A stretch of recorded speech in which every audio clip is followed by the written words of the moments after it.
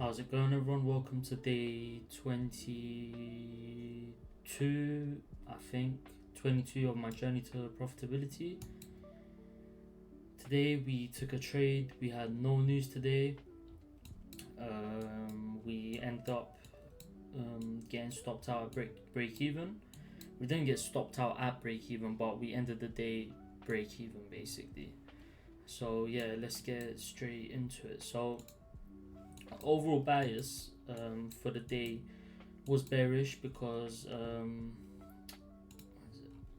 4 hour was in a downtrend. We broke structure to the downside here.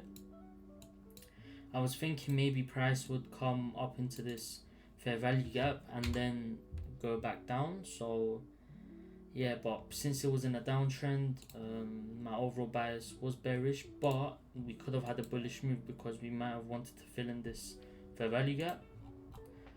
And yeah, I'm pretty sure there was a SMT as well. Yep, so right here, so we have this high and this high, and we have this high, this high. So there was this SMT as well.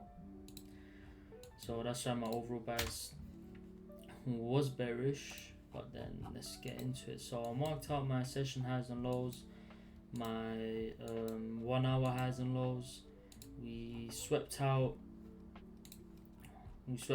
an hourly low and a 15-minute low.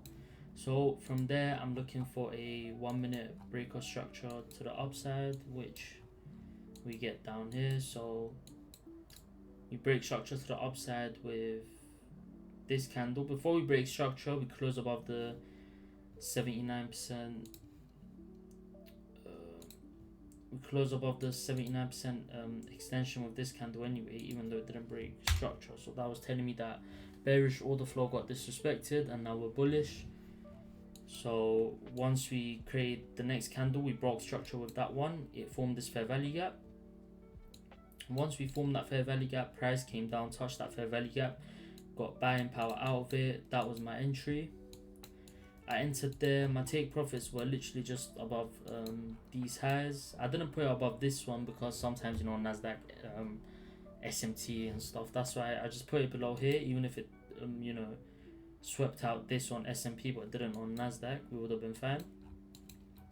My first take profit, funnily, was actually, I was gonna put it where this 5 minute fair value gap is, which I thought I already marked out. I thought it was this line, but that was just the 1 hour low that got swept. So that was my first take profit, which ended up getting hit.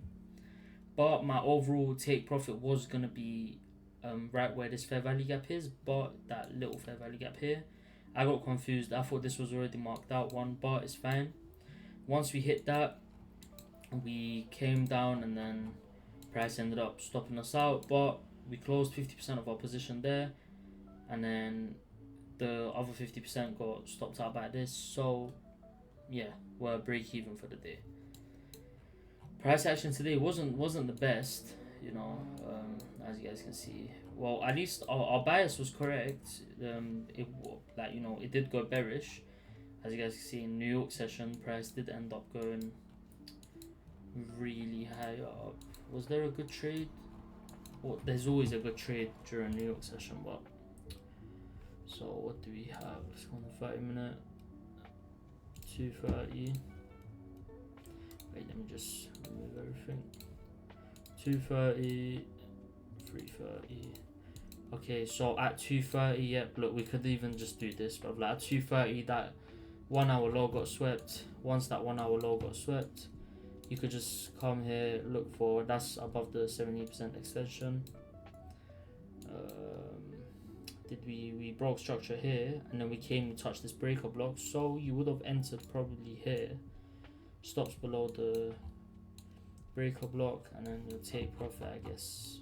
You could just target these highs up here, 1 to 3. Your probably first take profit would have probably got hit. Yeah, it's alright, look, today price action, well, this isn't bad price action, but you know what I mean, like it's not the best as well. So yeah, alright guys, that's it from me today. I'll see you guys next time I trade. I think this Monday is a no news Monday. I will still be waking up to trade, but we'll see. I might not be taking a trade. Tuesday there's CPI. Wednesday there's PPI, I think. And yeah, I'll see you guys next time I trade.